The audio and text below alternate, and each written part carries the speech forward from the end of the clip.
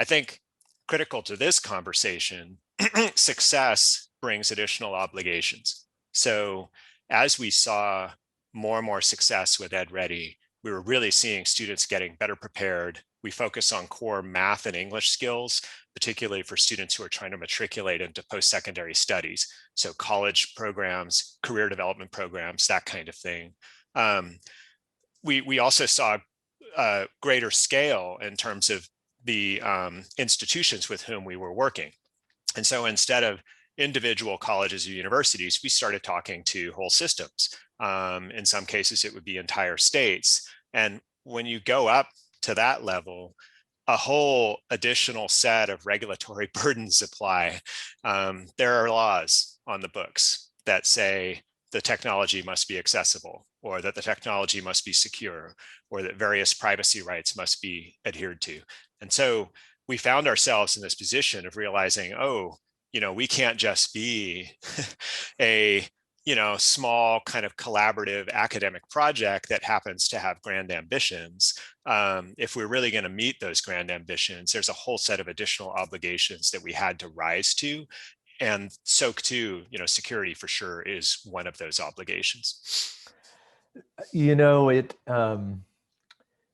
It strikes me about EdReady that one of the things that changed as your business changes, going from serving up material, to anyone that wanted to come and watch a video or participate in a game online, something like that, to consuming data from those users. That must have been both an important change for the feature set of your product and change the dynamic of the trust relationship a little bit. Yes, that's by far the most critical distinction. A significant part of how we were able to grow in terms of perceived reach, let's call it the numbers of eyeballs or bodies that our content could reach without bringing on a lot of additional burden, was that it was a one-way trip.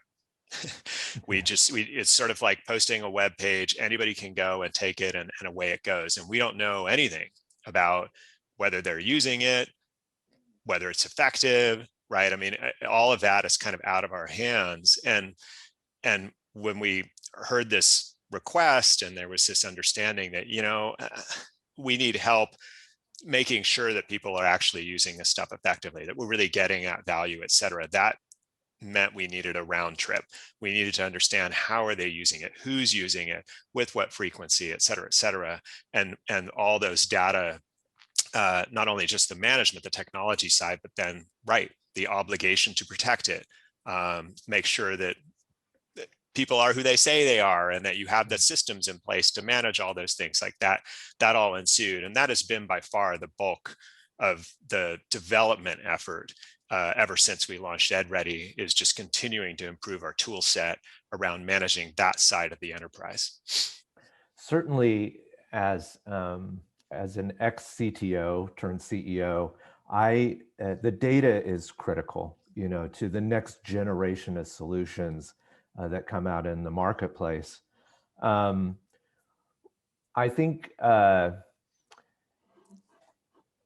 so.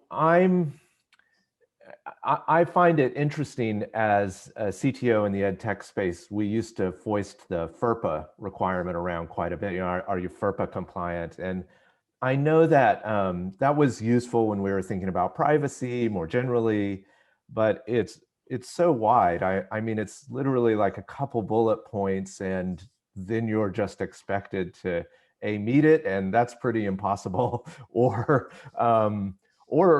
be successful at it. And one thing I learned researching this cybersecurity space over the last 2 years, Ahrash, is that over 70% of major breaches come from a third-party vendor.